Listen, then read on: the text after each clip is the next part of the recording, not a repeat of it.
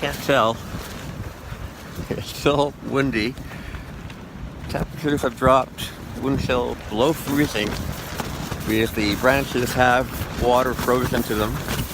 It got progressively colder through the night. I had to do things like pull out my pack liner and put my quilt in it, my feet into it. Put on my down-filled parka, my down-filled cap. Still, that wasn't enough. I was awake the entire night. I had to keep flexing muscles to generate body heat because I knew if I didn't, I was going to get hypothermia.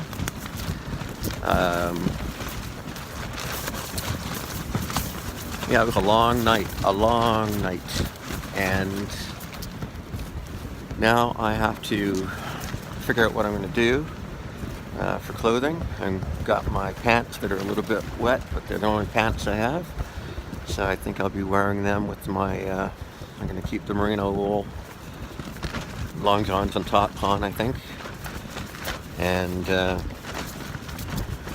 probably zip in the pant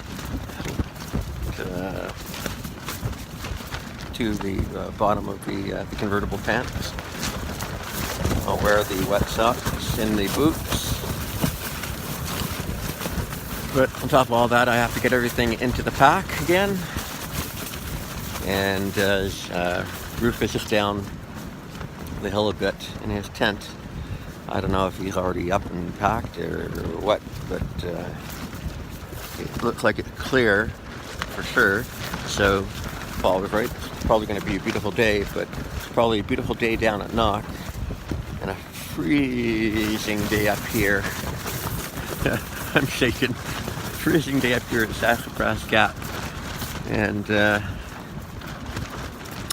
so I guess I better get at it and do something about it. But you can see all the frost on the trees when I woke up. I was looking out the window. It's like, yeah, you can still see it.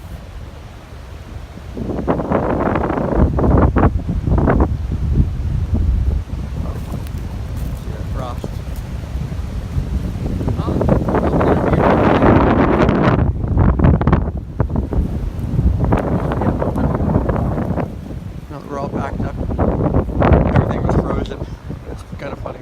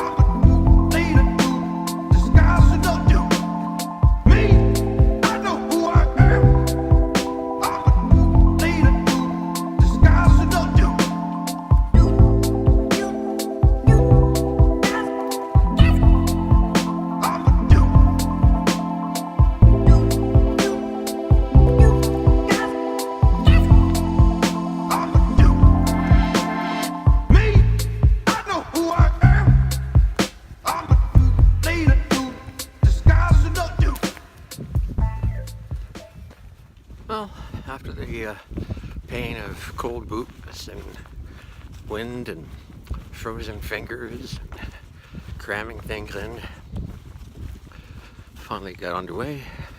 A bunch of people from the shelter were leaving at the same time.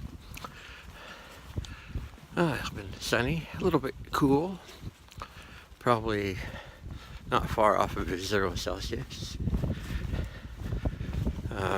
Cooler on one side of the mountain than the other when you're in the shade.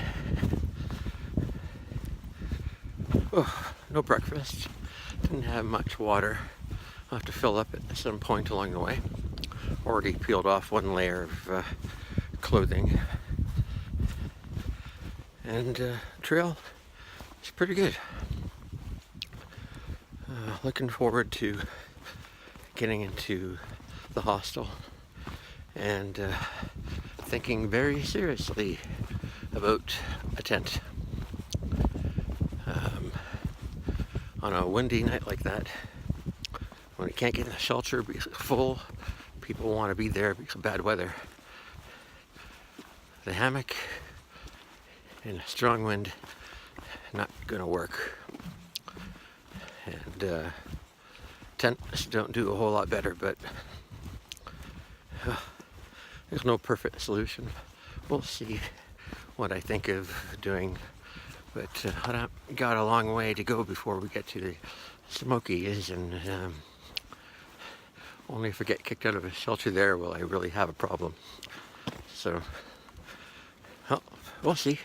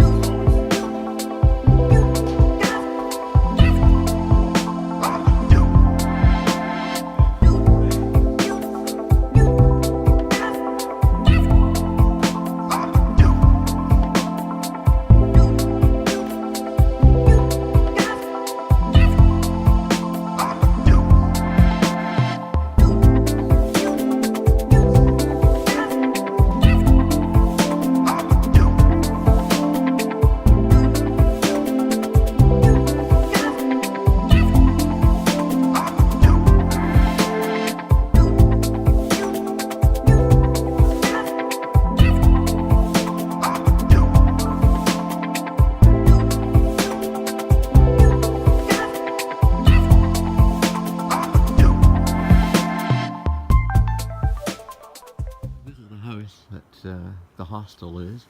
I guess the owner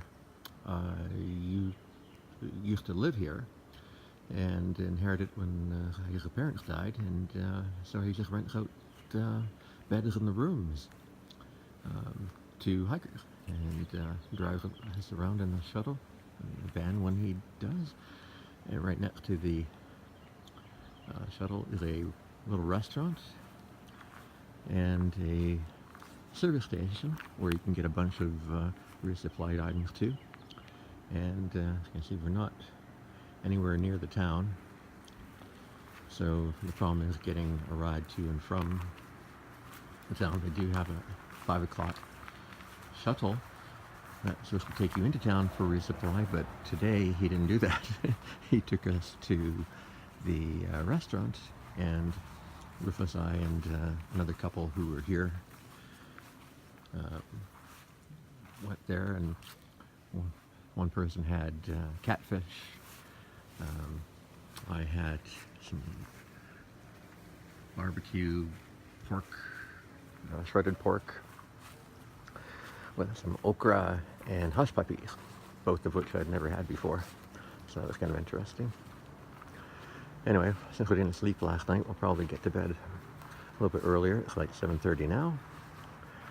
And yeah, everything's pretty cool here. A guy takes care of the place. His name is Shadow, or a trail name, and he's like the trail twice, I believe.